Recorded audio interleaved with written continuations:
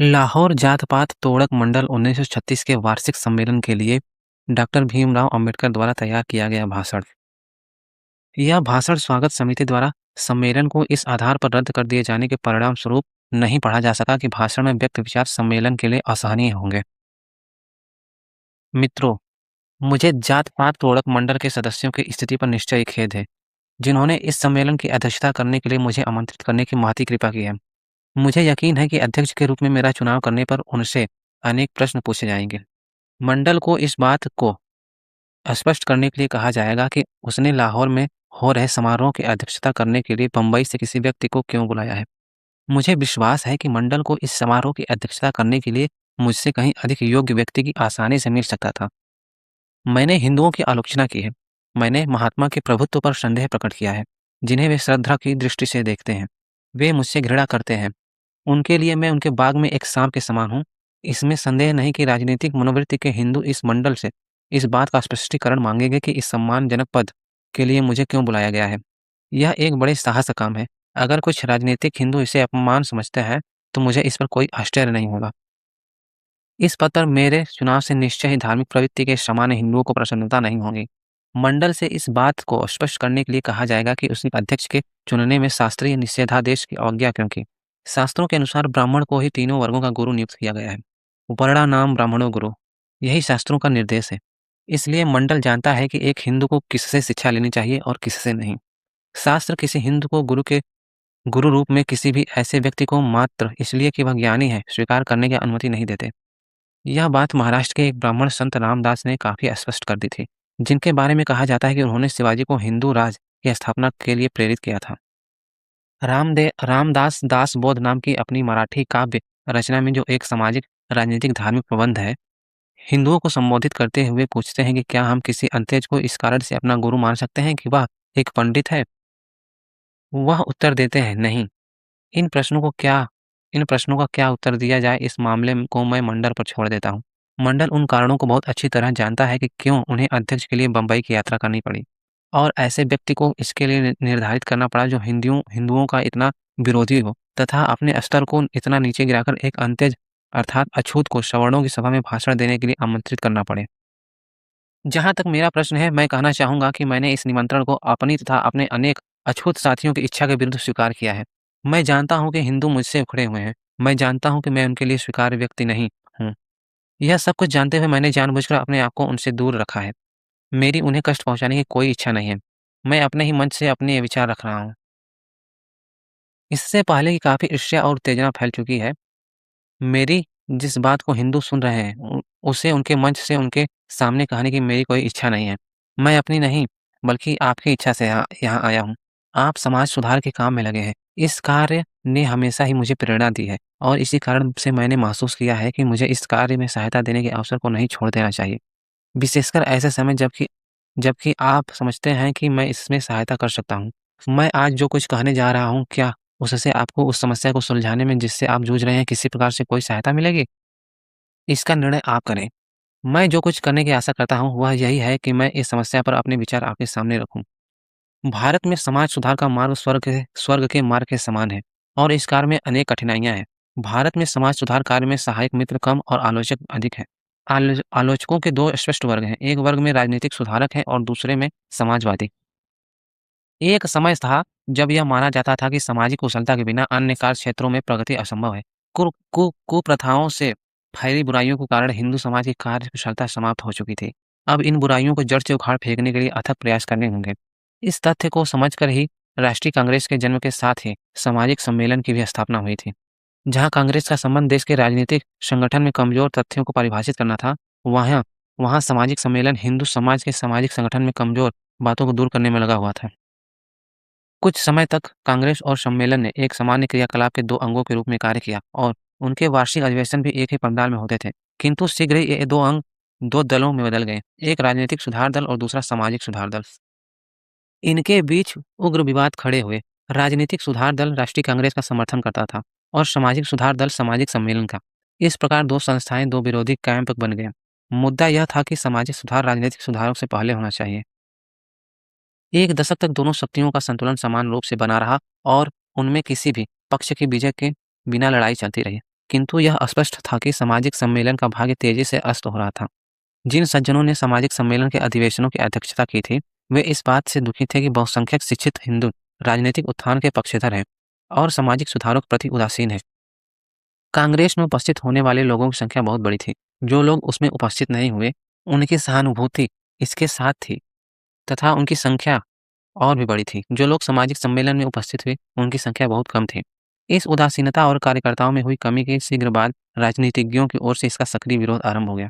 कांग्रेस ने शिष्टता के नाते सामाजिक सम्मेलन को अपने पंडाल का प्रयोग करने की जो अनुमति दे रखी थी, स्वर्गीय श्री तिलक के नेतृत्व में उसे वापस ले लिया गया और शत्रुता की भावना इतनी गहरी हो गई कि जब सामाजिक सम्मेलन ने अपना पंडाल खड़ा करने की इच्छा की, तो इसके विरोधियों ने पंडाल को जला डालने की धमकी दी। इस प्रकार समय के साथ-साथ राजनीतिक सुधार के पक्ष वाले दल की जीत हुई और सामाजिक सम्मेलन गायब हो गया और लोग उसे भूल गए। इलाहाबाद में हुए कांग्रेस के 8वें अधिवेशन के अध्यक्ष के रूप में श्री डब्ल्यू.सी. बनर्जी ने जो भाषण दिया था, वह सामाजिक सम्मेलन की मृत्यु पर पढ़े गए शोक संवेदना जैसा लगता है। वह कांग्रेस की प्रवृत्ति का इतना द्योतक है कि मैं उससे यहाँ एक उद्धरण दे रहा हूँ। श्री बनर्जी ने कहा था, मैं ऐसे लोगों की बात सुनने को बिल्कुल तैयार नहीं हूँ, जो यह कहते हैं कि हम अपनी सामाजिक प्रणाली में सुधार नहीं करेंगे। जब तक हम राजनीतिक सुधारों के योग्य नहीं हो सकेंगे, मुझे दोनों के बीच कोई संबंध नहीं दिखाई देता। क्या हम राजनीतिक सुधार के लिए इसलिए उपयुक्त नहीं हैं क्योंकि हमारी विधवाएं अविवाहित रह जाती हैं और हमारी लड़कियां अन्य देशों की तुलना में बहुत पहले ही विवाह सूत्र में बांध दी जाती हैं? क्योंकि पत्नी और पुत्रियां हमारे मित्रों से मिलने जाने के लिए हमारे साथ कारों में नहीं चलती, क्योंकि हम अपनी पुत्रियों को ऑक्सफोर्ड और कैम्ब्रिज नहीं भेजते। मैंने जैसा कि श्री बनर्जी ने प्रस्तुत किया था, राजनीतिक सुधार का मामला आपके सामने रखा है। अनेक लोग ऐसे थे जो यह जानकर प्रसन्न थे कि कांग्रेस की जीत हुई, किंतु जो लोग समाज सुधार के महत्व में विश्वास रखते हैं, वे पूछ सकते हैं कि क्या श्री बनर्जी की दलील अंतिम है? क्या इससे यह सिद्ध होता है कि जीत उन्हीं की हुई, जो न्याय संगत थे? क्या निष्कर्ष रूप में इससे यह सिद्ध होता है कि समाज सुधार का राजनीतिक सुधार पर कोई प्रभाव नहीं पड़ता? यदि मैं मामले के दूसरे पहलू पर विचार करूं, तो इससे मामले को समझने में सहायता मिलेगी। मैं अपने तथ्यों के लिए अछूतों के साथ व्यवहार का उल्लेख करूंगा। मराठा राज्य में पेशवाओं के शासन में यदि कोई हिंदू सड़क पर आ रहा होता होता था, तो किसी अछूत को इसलिए उस सड़क पर चलने की अनुमति नहीं थी कि उसकी परछाई से वह हिंदू अपवित्र हो जाएगा।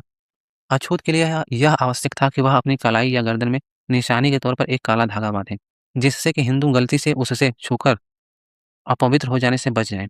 पेशवाओं की राजधानी पूना में किसी भी अछूत के लिए अपनी कमरे में झाड़ू बांधकर चलना आवश्यक था, जिससे कि उसके चलने से पीछे की धूल साफ होती रहे और ऐसा न हो कि कहीं उस रास्ते से चलने वाला कोई हिंदू उससे अपवित्र हो जाए।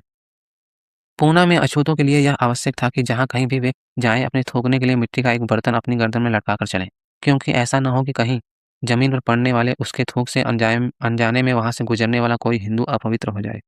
मैं हाल ही के कुछ और तथ्यों का भी यहाँ उल्लेख करना चाहता हूँ। मध्य भारत की बलाई नाम की एक अछूत जाति पर हिंदुओं द्वारा किए जाने वाले अत्याचारों का जिक्र करना काफी होगा। 4 जनवरी 1928 के टाइम्स ऑफ इंडिया की एक रिपोर्ट आप देखें। टाइम्स ऑफ इंडिया के संवाददाता ने समाचार दिया है कि कनरिया, बिचौली, हापसी, बिचौली मर्दाना गांवों तथा इंदौर रियासत के 15 अन्य गांवों की ऊंची जाति के हिंदुओं ने, अर्थात कालोटों, राजपूतों और ब्राह्मणों, जिनमें पटेल और पटवारी भी शामिल हैं, अपने अपने गांवों के बलाइयों को सूचित किया है कि यदि वे उनमें रहना चाहते हैं, तो उन्हें नियमों का अवश्य पालन करना होगा।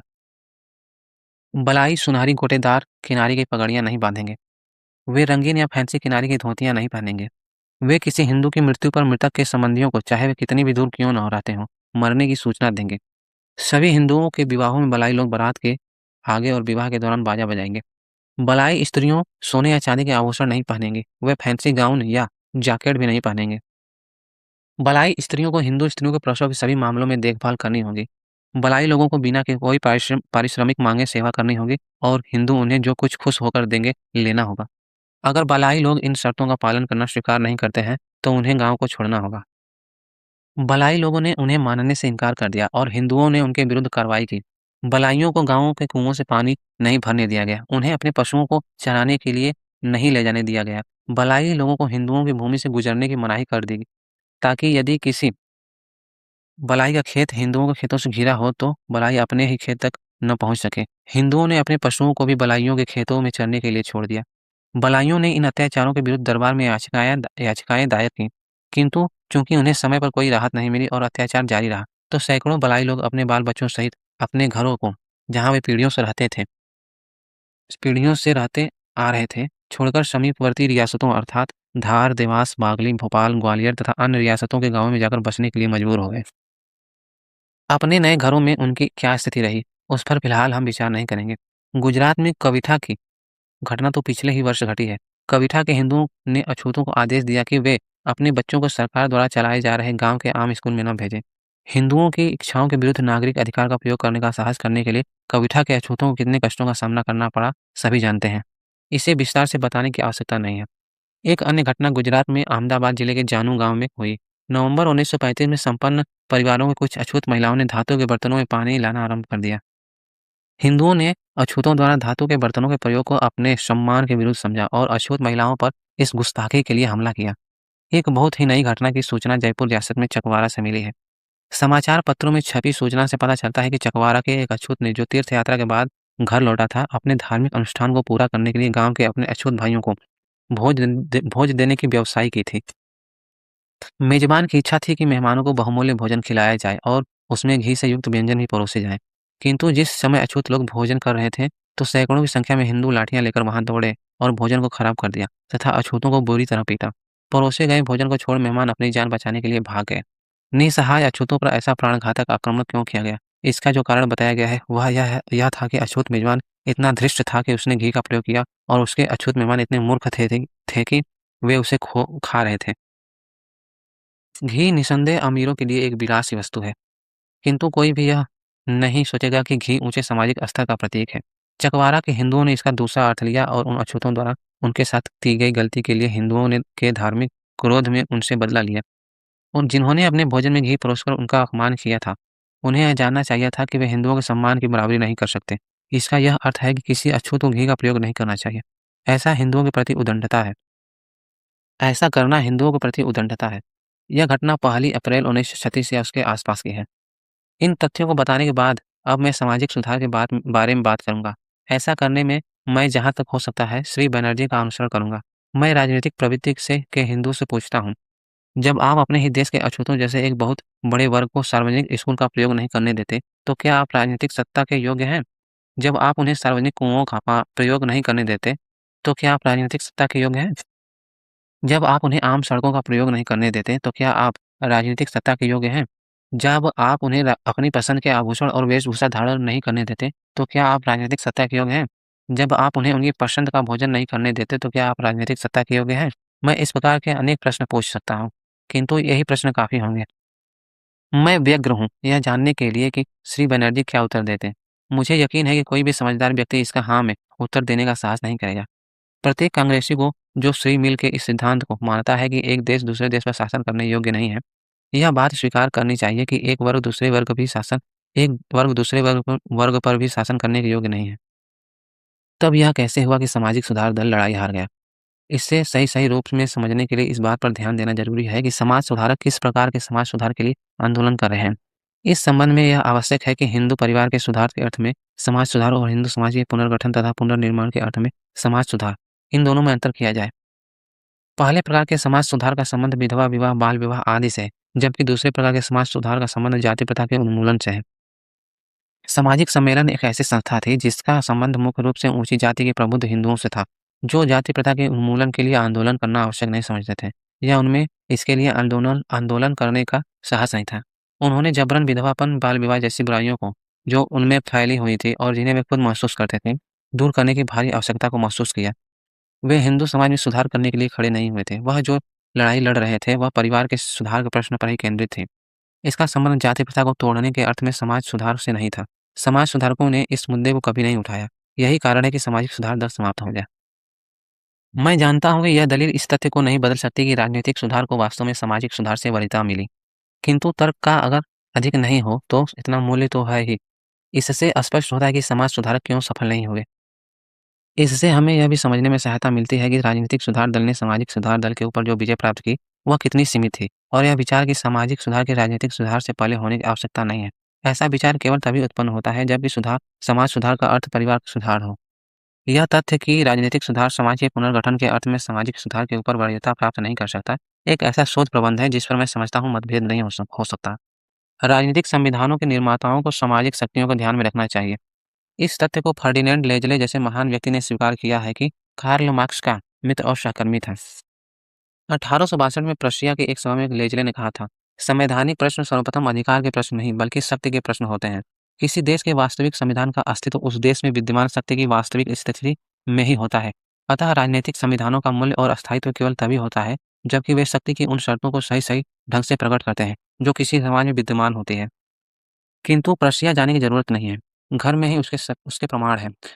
उस सांप्रदायिक अधिनिर्णय का क्या महत्व है जिसमें विविध जातियों और समुदायों के परिभाषित अनुपातों में राजनीतिक सत्ता का आवंटन हो। मेरे विचार से इसका महत्व इस बात में है कि राजनीतिक संविधान को सामाजिक संगठन को ध्यान में रखना चाहिए। इससे प्रकट होता है कि ऐसे राजनीतिज्ञ जिन्होंने यह नहीं माना कि भारत की सामाजिक समस्या का राजनीतिक समस्या पर भी कोई प्रभाव है, वे संविधान तैयार करने में सामाजिक समस्या को मानने के लिए बाध्य होंगे। कहने का तात्पर्य यह है कि सांप्रदायिक अधिनिर्णय सामाजिक सुधार की उपेक्षा से उत्पन्न प्रतिशोध है। यह सामाजिक सुधार दल के लिए विजय है, जो यह दिखाता है कि चाहे वे हार गए, किंतु उनका सामाजिक सुधार के महत्व पर बल देना ठीक था। मैं जानता हूं कि बहुत से लोग इस तथ्य को स्वीकार नहीं करेंगे। इस प्रकार का विचार अभी मौजूद है और इस बात पर विश्वास करना अच्छा लगता है कि सांप्रदायिक अधिनिर्णय अस्वाभाविक है और यह नौकरशाही तथा अल्पसंख्यकों के बीच अपवित्र गठबंधन का परिणाम है। अगर यह कहा जाए कि सांप्रदायिक अधिनिर्णय एक अच्छा साक्ष्य नहीं है, तो मैं अपने मत के समर्थन में इस पर एक साक्ष्य के रूप में भरोसा नहीं करना चाहता। आयरलैंड को लीजिए, आयरिश होम रूल का इतिहास क्या बताता है? सब जानते हैं कि अल्स्टर और दक्षिणी आयरलैंड के प्रतिनिधियों के बीच बातचीत के दौरान दक्षिणी आयरलैंड के प्रतिनिधि श्री रेडमंड ने अल्स्टर को समस्त आयरलैंड के लिए समान होम रूल संविधान के अंतर्गत लाने के लिए अल्स्टर के प्रतिनिधियों से कहा था। आप जिस राजनीतिक सुरक्षा को पसंद करते हैं, उसकी मांग करें, आपको वह मिलेगी। पता है अल्स्टर के लोगों ने क्या जवाब दिया? उनका उत्तर था, धिक्कार है। आपकी सुरक्षा को हम किसी भी शर्त पर अपने ऊपर आपका शासन नहीं चाहते। जो लोग भारत में अल्पसंख्यकों पर दोषारोपण करते हैं, उन्हें इस बात पर विचार करना चाहिए कि यदि अल्पसंख्यक वह रवैया अपना लेते जो अल्स्टर ने अपनाया था, तो बहुसंख्यकों की राजनीतिक अपेक्षाओं का क्या होता? आयरिश होम रूल के प्रति अल्स्टर के रवैये को देखते हुए क्या यह कुछ भी नहीं है कि अल्पसंख्यक उस बहुसंख्यक के शासन में रहने को सहमत हो गए, जिसने राजनीतिज्ञता की कोई अधिक भावना नहीं दिखाई और क्यों उनके लिए कुछ सुरक्षात्मक उपायों की व्यवस्था की? किंतु यह केवल आकस्मिक है। मुख्य प्रश्न यह है कि अल्स्टर ने ऐसा ऐसा रवैया क्यों अपनाया? मैं इसका केवल एक उत्तर दे सकता हूँ कि अल्स्टर और दक्षिणी आयरलैंड के बीच एक सामाजिक समस्या थी। कैथोलिकों कैथोलिकों और प्रोटेस्टेंटों के बीच एक समस्या निश्चय ही जाति की समस्या थी। आयरलैंड में होम रूल एक प्रकार से रोम का शासन रूल होगा। अल्स्टर वासियों ने इसी रूप में अपना उत्तर तैयार किया था। किंतु इस बात को बताने का यही एक अन्य तरीका है कि कैथोलिकों और प्रोटेस्टेंटों के बीच जाति की सामाजिक समस्या थी, जिसने वहां राजनीतिक समस्या का हल नहीं होने दिया। इस साक्ष्य को फिर से चुनौती दिया जाना निश्चित है। यहाँ भी साम्राज्यवादी हाथ काम कर रहा था, किंतु मेरे साधन समाप्त नहीं हुए हैं। मैं रोम के इतिहास से साक्ष्य दूंगा। यहाँ कोई भी यह नहीं कह सकता कि कोई दुष्ट आत्मा काम कर रही थी। जिस किसी ने भी रोम के इतिहास का अध्ययन किया है, उसे पता होगा कि रोम की गणतंत्रवादी संविधान में सांप्रदायिक अधिनिर्णय से बहुत अधिक मिलते-जुलते तत्व थे। जब रोम में राजशाही का उन्मूलन हुआ तो राजसी सत्ता या परसत्ता काउंसिलों और पोंटिफेक्स मैक्सिमस के बीच विभक्त हो गई थी। काउंसिलों में राजा का धर्मनिरपेक्ष प्राधिकार नहीं था, जबकि पोंटिफेक्स मैक्सिमस ने राजा का धार्मिक प्राधिकार ग्रहण किया था। इस गणतंत्रवादी संविधान ने दो काउंसिलों का प्रावधान किया था। एक था पेट्रिशियन और दूसरा था प्लेबियन। उसी संविधान में पोंटिफेक्स मैक्सिमस के अधीन पादरियों की भी व्यवस्था थी, जिनमें से आधे प्लेबियन और आधे पेट्रिशियन होते थे। इसका क्या कारण है कि रोम के गणतंत्रवादी संविधान में ये प्रावधान थे, जो कि जैसा कि मैंने बताया था, सांप्रदायिक अधिनिर्णय के प्रावधानों से इतने अधिक मिलते हैं। इसका एक ही उत्तर मिल सकता है कि रोम गणतंत्र के संविधान को पेट्रिशियनों तथा प्लेबियनों के बीच सामाजिक विभाजन पर ध्यान में रखना पड़ा था।